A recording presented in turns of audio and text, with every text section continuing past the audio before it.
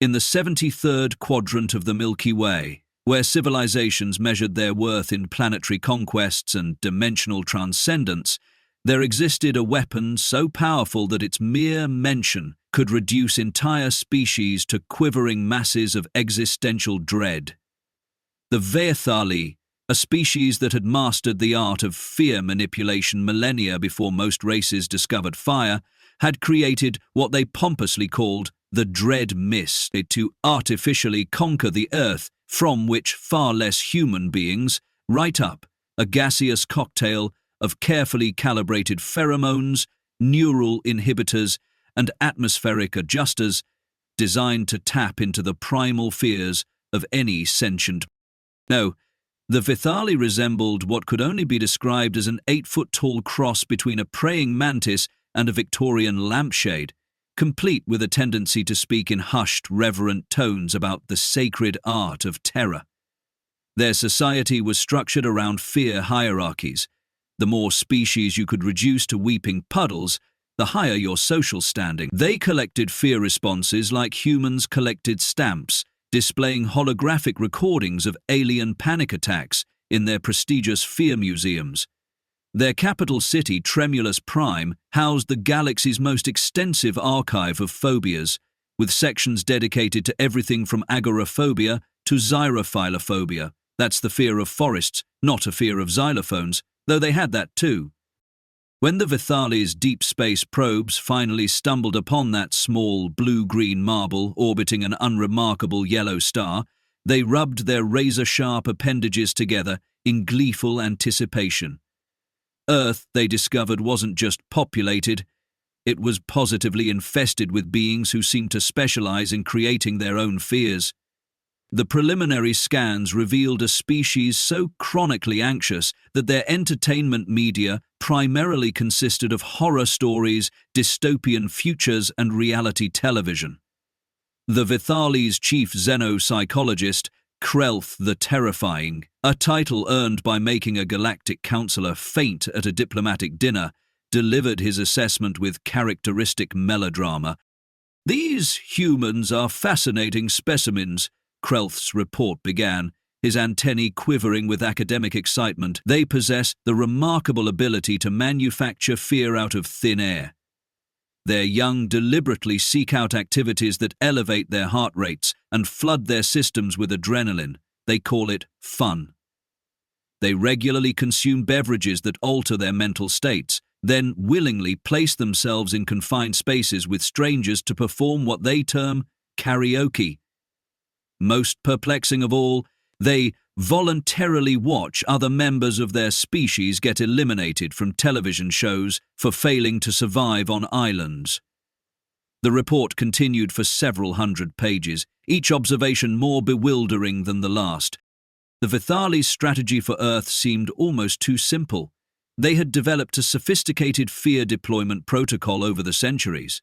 First, establish communication through terrifying displays of technological superiority. Second, make impossible demands using the most intimidating translation algorithms. Third, observe as civilizations crumbled under the weight of cosmic insignificance. It had worked on countless worlds. The Graxians had surrendered their entire mineral wealth after seeing a holographic projection of a Vethali battlecruiser. The crystalline Jiri had immediately offered to become a client species after witnessing a demonstration of gravitational manipulation. Even the notoriously brave Krillian warriors had agreed to a permanent peace treaty following a carefully orchestrated, accidental exposure to Vethali neural weaponry. But humans, as the galaxy would soon learn, operated on a fundamentally different frequency of logic. When the Vethali's first contact vessel appeared in Earth's stratosphere, broadcasting a message of impending doom in every human language simultaneously, the response was underwhelming. Instead of mass panic, humans began placing bets on whether this was an elaborate marketing campaign for a new movie franchise. Some even started streaming their reactions, adding commentary tracks about the sick CGI effects. Vethali, accustomed to immediate capitulation, found themselves perplexed by questions like, "But can you see why kids love the taste of Cinnamon Toast Crunch?" transmitted on every available frequency. When impossible demands for the souls of your firstborn and control of your planet's gravitational field were met with counteroffers to trade Earth's entire supply of reality TV show concepts and used car dealership commercials, the Vethali's diplomatic corps experienced what could only be described as collective cognitive dissonance. Their attempts to demonstrate technological superiority by lifting entire cities resulted in humans organizing aerial city tours and selling tickets. The final straw came when a human teenager managed to hack into their communication systems to ask if they came in peace or came to party. The War Council of the Vethali Empire convened in their spire of eternal dread, their exoskeletons clicking with frustrated determination. "These primitives mock the very concept of fear," hissed General Vex Thor, his mandibles grinding in irritation. "They require a demonstration of true terror." The chamber resonated with chittering agreement. Thus began the preparation for deploying their ultimate weapon, the Dread Mist. Purified and concentrated specifically for human psychology, the ironically named Project Gentle Persuasion moved into its final phase, as the Vethali prepared to gas an entire planet with weaponized nightmare fuel. What could possibly go wrong? The mission briefing aboard the Vethali dreadnought Terra's Embrace buzzed with an energy that could only be described as aggressively nervous.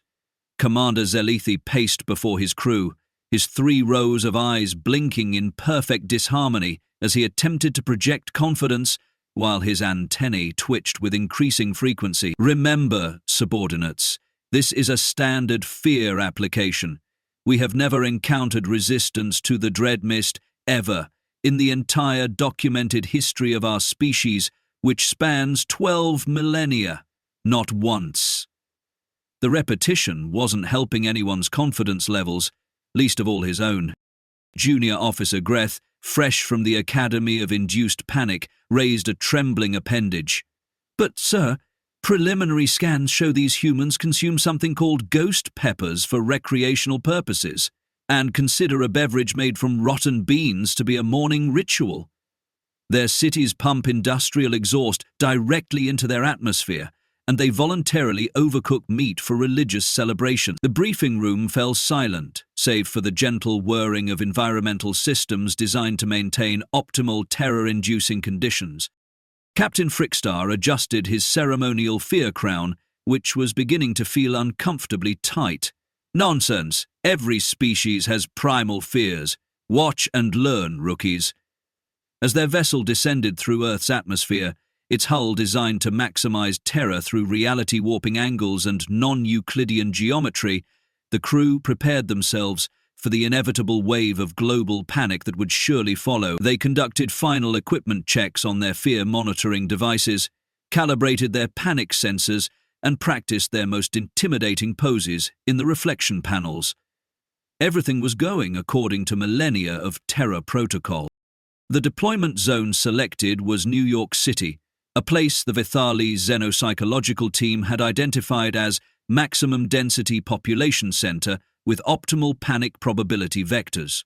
The massive vessel, a kilometer of twisted metal and jagged edges that physically hurt to look at, positioned itself above Times Square.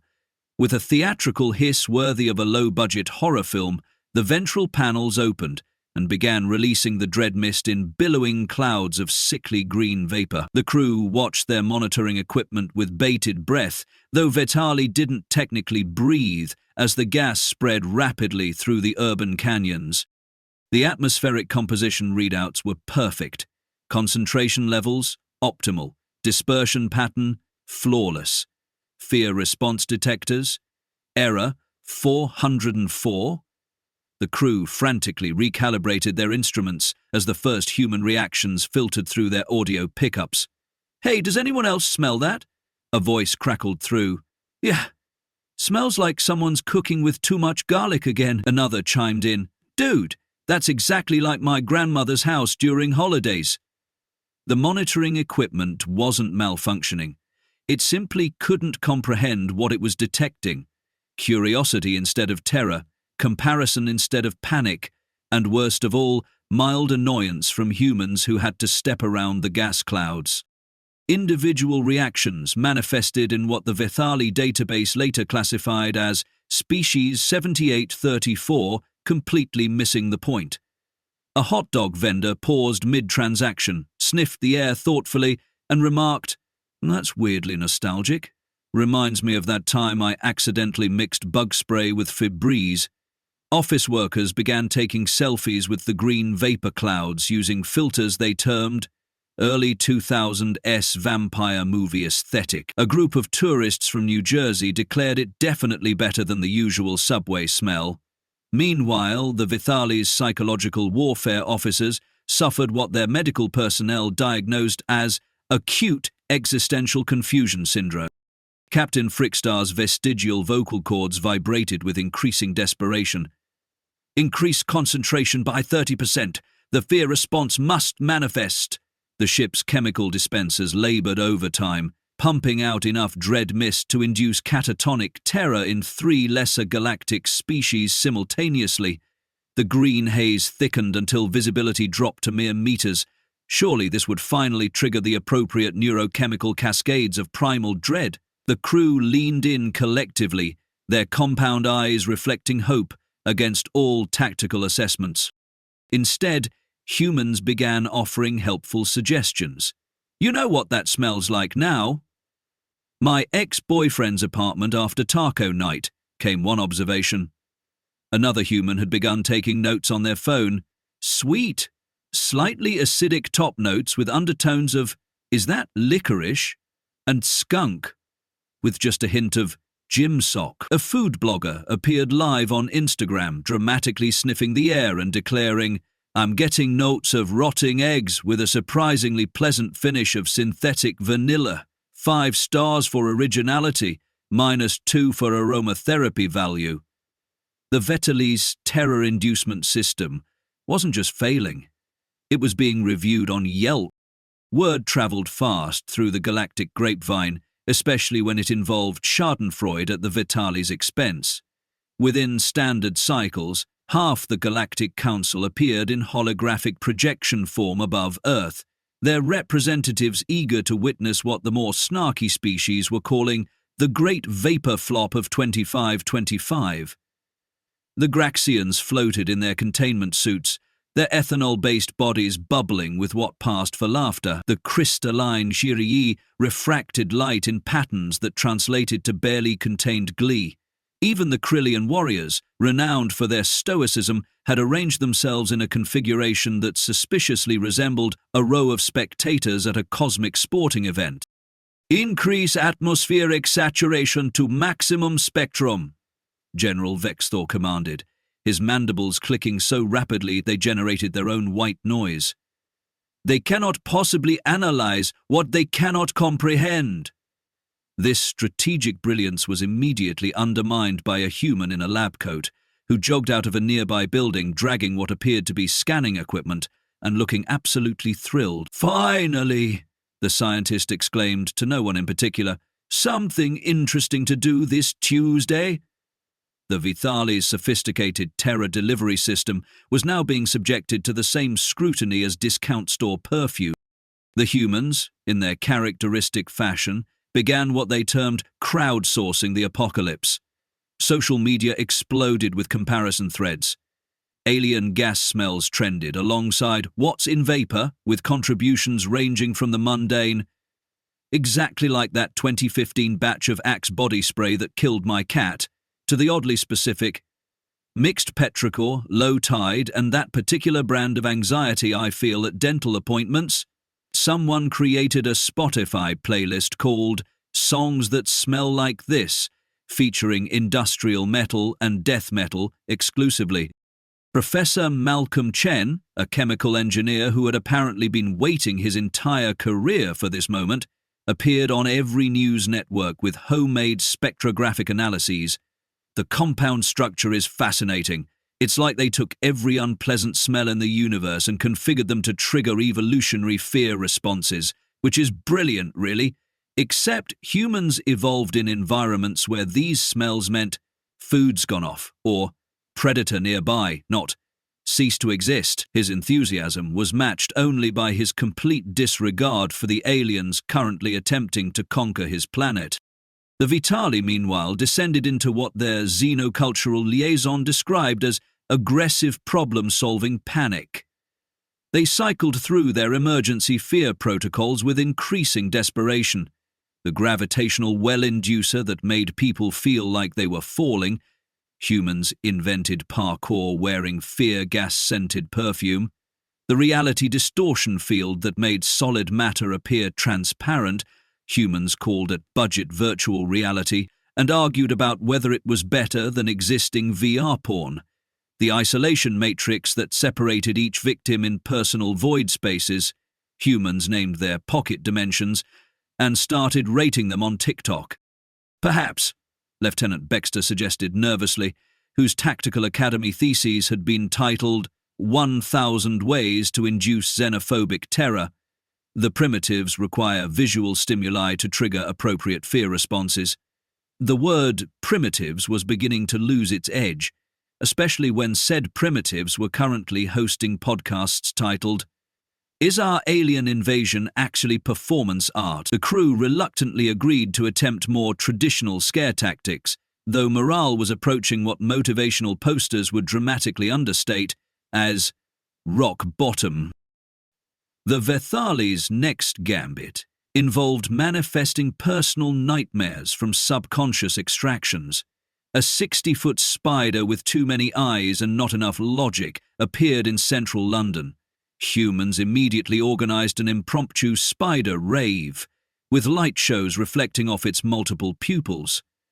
A sentient darkness that devoured hope materialized in Berlin, prompting a local death metal band to ask if it was available for their summer tour. Patient zero on the psychological warfare response spectrum was an elderly man in Mumbai who, upon being confronted by his greatest fear, dying alone and unloved, promptly adopted the manifestation as his emotional support cryptid and began charging admission for selfies. Dr. Pamela Wong at CERN worked through the night with what remained of her research grant and several litres of energy drinks to reverse engineer the Vethali gas mixture. Her findings suggested that while the aliens had successfully mapped every possible terror-inducing compound known to galactic science, they'd fundamentally misunderstood human resilience. They built a weapon assuming we'd never encountered anything worse than extinction-level events. She explained to a camera crew that had somehow acquired hazmat suits solely to maintain proper documentary aesthetics. But we evolved on a planet that tries to kill us with weather. We've had ice ages, supervolcanoes, and the medieval period. Tuesday for us is Apocalypse Monday for them. Within 3 human weeks, a time frame so short the Vethali's bureaucratic mollusk brains struggled to comprehend it, the tables had turned, with the gravitational inevitability of a black hole swallowing hope. Dr. Wong's team had not only reverse-engineered the dread mist but had somehow improved it by adding what she called consumer-friendly applications. The first human-branded fear gas, marketed as Essence Diane, became a sensation among aromatherapy enthusiasts seeking that existential dread essential oil experience, now with chakra alignment properties. The Vethali, once proud purveyors of cosmic terror, now faced the humiliating reality of species 7834E requesting bulk orders of their signature product for spa treatments. The Galactic Council's emergency session had all the gravitas of a kindergarten talent show gone wrong. Ambassador Kreltoth of the Vethali Empire stood before the assembled species, his fear-inducing posture undermined by visible trembling and what galactic physicians diagnosed as acute cosmic embarrassment. Meanwhile, the human delegation arrived 15 minutes late because their Earth coffee machine had malfunctioned, carrying takeout containers that smelled suspiciously similar to the dread mist. The cosmic irony was apparently lost on no one except the Vethali themselves, who were too busy experiencing their first collective existential crisis to appreciate it. Representatives from a dozen previously Vethali-conquered worlds formed what became known as the Survivors of Bad Scares United Coalition. Their spokesperson, an iridescent blob creature from Nebula Nix, addressed the assembly with barely contained glee. "For millennia we cowered. For eons we surrendered. And all we needed was whatever chromosomal lottery these hairless primates won to make us look at fear itself and say, 'Meh, worse Tuesday, actually.'" The human ambassador merely shrugged and offered complimentary stress balls that squeezed back, a feature that sent several species into recursive panic loops about whether they were squeezing or being squeezed. The economic implications manifested faster than quantum entanglement in a corporate merger. Human corporations formed Fear Solutions, Inc., offering consultation services to species struggling with Vethali-induced trauma. Pharmaceutical companies developed the universe's first anti-fear supplements, cleverly marketed as cosmic chill pills, now with 50% more confidence than the actual confidence. The stock market, already accustomed to human insanity, barely blinked when weaponized aromatherapy became the fastest-growing sector since sliced neutrality. The galaxy's perception of Earth underwent a transformation more dramatic than the Vethali's dignity, nosediving into a theoretical singularity. Species that had previously dismissed humans as those weird hairless monkeys with commitment issues and coffee addictions now whispered about them with newfound respect. The collective of enlightened beings, a group so advanced they existed primarily as concepts rather than physical entities, amended their cosmic catalogue to change Earth's classification from mildly interesting backwater to do not attempt to scare, they will mock you and sell your fear back to you as aromatherapy. The Vethali, their entire cultural identity built on inducing terror, found themselves in the awkward position of being considered cute rather than intimidating. The long-term psychological impact on the self-proclaimed masters of fear became a case study in galactic hubris. The Vethali Empire experienced what their therapists termed reverse phobia syndrome, the fear of no longer being feared. Their once mighty fleets now patrolled space with bumper stickers reading, "Honk if you think we're scary, please."